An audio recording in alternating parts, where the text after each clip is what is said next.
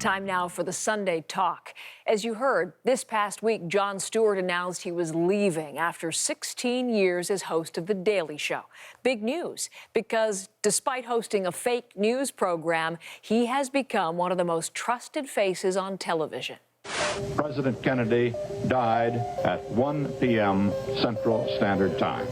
Once, the evening news was a temple of sobriety and credibility. CBS anchor Walter Cronkite was even known as the most trusted man in America. And that's the way it is, Friday, July 1st, 1977. But competition entered the fray, and the race for ratings came to rule the day. This is a Category 2 hurricane, and it's incredibly treacherous, and most people are surprised by how strong it is. When Jon Stewart took the helm of The Daily Show, the political class was a favorite target. Senator, I believe you have something to tell us. That I am a candidate for President of the United States. We're a fake show. But behind Stewart's comedy was a serious critique of another institution in crisis. It's not so much that it's bad as it's hurting America. When you have people on for just knee-jerk, reactionary talk... Wait, I thought you were going to be funny. Come on, be funny. No, I'm not going to be your monkey. Viewers flocked to him. His show where many found not just comedy, but accountability. Not news breakers, but news makers. They just want to know if you're running for president. A voice of reason and compassion. Race is there, and it is a constant. You're tired of hearing about it? Imagine how exhausting it is living it. But first... And now that he's leaving, the question is, what's trusted more? Fake news? Why, Bri? Why, Bri lie? Or the nightly news? I made a mistake in recalling the events of 12 years ago. It did not take long. Let us bring in our panelists now. Supriya Dwivedi, a communications strategist.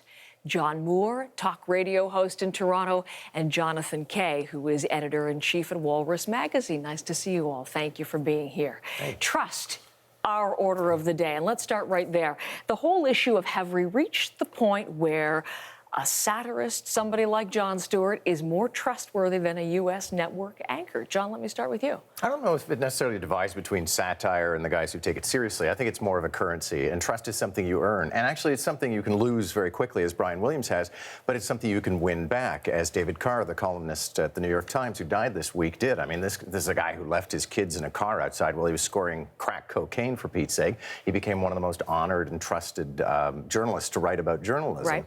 So, you know, I think the reason that Jon Stewart is trusted is because he doesn't seem to shill for anybody, and he, so far, hasn't squandered the franchise. What do you think, John, on this? I actually disagree with that. I think Jon Stewart was a liberal, and most of his audience was a liberal, and the reason they watched it is because they wanted to hear the news read back to them with liberal laugh lines. I think there is trust in the United States, in the media market, but it tends to be trust that's right-wingers, they trust right-wing hosts, and left-wingers, they trust left-wing hosts. And about 15 or 20 years ago, it divided. And you could no longer have one figure who was trusted by everybody, because you had the people watching Fox News who trusted that kind of news, and you had young liberal college types who were watching Jon Stewart, and they trusted him because he sounded like they were trying to sound when they were cracking jokes about politics. So I don't necessarily think it's a satire, non-satire thing. I think you've got such a partisan situation in the United States that the only people are going to trust are people who have their own political attitudes. The same political ideology. Although, interestingly, I mean, I'm certainly not the first to ask this question. In 2009, there was that famous Time magazine poll, which after the death of Walter Cronkite asked people who is the most trusted person in the United States. And it was Jon Stewart who won that with 44%. Brian Williams, incidentally and ironically, was second in that. So where do you fall on this?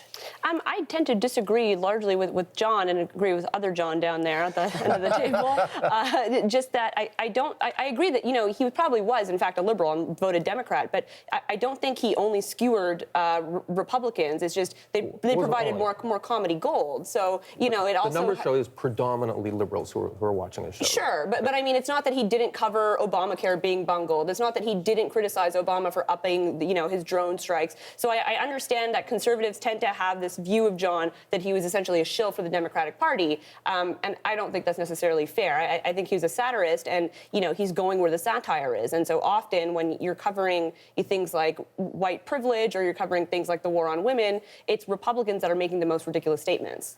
Well, one thing that is true, I would say, is that satire speaks more to liberals and outrage speaks more to conservatives in the U.S. market. Right. So if you look at Fox generally doesn't peddle humor. Not intentionally. Not intentionally, yeah. Often, yeah. But it peddles outrage. And that's partly because Obama's the president, and when you're trying to rile up your base, you're trying to kick the bum out. But generally speaking, you tune into Fox for outrage, and that's the language that conservative America speaks at this point in political history. But if you look at younger liberal people, they don't like outrage. Outrage is unironic. Mm-hmm. Outrage is out of control. It's angry. It sounds like their parents. They want someone who's funny. And Jon Stewart and Stephen Colbert, they're older men now, but they speak more in the language that college students speak. Okay, so satire more appealing along generational lines, but there will be some who will say, if we've reached that point of the sorry state of affairs where somebody who specializes in fake news is more trustworthy than the real news.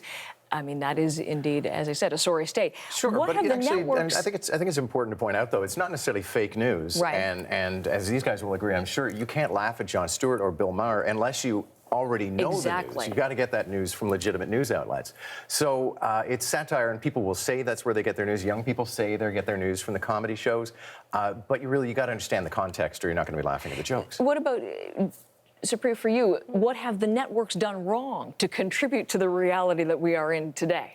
Well, I think when any network is trying to rely on ratings and you disguise opinion-based as news, which is largely what the MSNBCs or the Fox News groups sort of do, and I'm sure these guys would agree, it becomes less and less about, am I actually getting the facts here on this certain bill that's being proposed or on the debate that's going on for healthcare, or am I just getting some guys, bathroom rant where he's just thought of it in the shower and is now going to rant about Obama turning into a socialist state, turning the states, So I think it tends to vary, but that would be my pinpointed answer, would be the disguise of opinion as news. Okay, and Jon, just for you on this too? Part of it is kind of banal. Part of it is just people don't have a lot of time. Mm-hmm. When I was a kid, my parents would watch the news, and then they'd watch Johnny Carson. And the idea was you'd get your news, and then you get your entertainment. Part of the reason I think people like Jon Stewart and shows like that is because they don't have time to watch two shows. They want to get it all in one. So maybe they've gotten smattering of news during the day from Facebook and Twitter, and they can watch one show, and the show they watch provides both. Infotainment. It's infotainment because the idea of, and this really was, it wasn't just with Carson, it was with Letterman too, is we're gonna eat our peas, watch the news, that'll be very staid and august, and then we are going to laugh.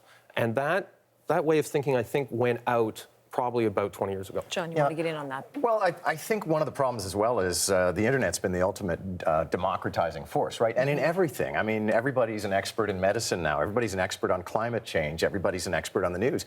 But the evening news, when you ask what did they do wrong, it's just a natural erosion that came about. You would arrive home from work knowing nothing. And you'd turn on the news, and it would all be there, presented by a very authoritative, trustworthy person. Now you've been on Facebook, your friends have been texting you, you know pretty well everything that's happening, and you'll watch that newscast and think, well, they missed this, they don't have the video of the cat flushing the toilet. And so that's why now they're running this action to catch up on what you already know. It's all about content. Yeah. It's not delivery mechanism per se. Okay. Then as we look to the future, because here we are, Jon Stewart leaving after 16 years, Brian Williams out of the chair for 6 months at least. I don't know where you'd fall. You mentioned it, giving a second. Back. You don't think he's coming back? Yeah, I don't think so either. You don't think so either? Jon, where are you on that? Has he lost the national trust permanently, do you think? The problem is there's a diminishing number of people who are looking for that one guy who's going to sit behind an anchor desk and give them the news. Whether he comes back or not, to me, it's a diminishing market. And I think there's going to be more Jon Stewarts than there are going to be Brian Williams. So as we look to the future then, Supriya, do you see that as being part of the direction of future increased blurring of real news and fake news? Not necessarily, but I do think that cable news networks and nightly news shows do need to sort of cater to the millennial demographic that the Colberts and the Stewarts and the Bill Mahers cater to, because we're only going to get older. Our purchasing power is only going to grow as time progresses. And it's just odd to me that CNN doesn't do that yet. They're trying to increasingly with a BuzzFeed partnership. Fox definitely doesn't do that. MSNBC sort of does it with a few shows, but not enough to really, hone in on this market that I think is just burgeoning.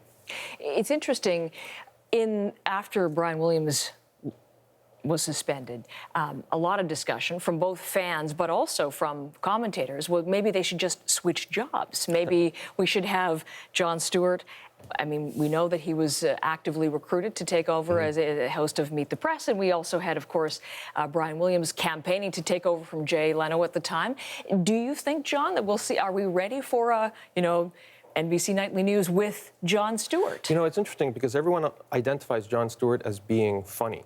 What I think some people overlook is Jon Stewart is actually a very patriotic guy who cares about the intellectual marketplace of ideas in the United States. Well, we saw that when he took down Crossfire. In the Crossfire clip, he said, you're hurting America. And what's interesting for him is he's found that satire is his way of saving the U.S. debate, because he makes fun of people who are shrill, he makes fun of people who are extreme and hysterical. And we never would have thought that was possible 20 or 25 years ago. We used to think of satire as a corrosive force. It was completely countercultural. Jon Stewart, I think his big accomplishment intellectually is that he showed us that satire can actually be a way of building up a sort of mainstream positive attitude about your country. And I think that's the way his show will be remembered. And John, last word to you on the future. Yeah, at the risk of sort of sounding, using an Oscar Wildeism, I think that Jon Stewart would not take over the anchor desk, and that's what's good about Jon Stewart. And Brian Williams probably would be interested in doing a comedy show, and that's what went wrong with Brian Williams.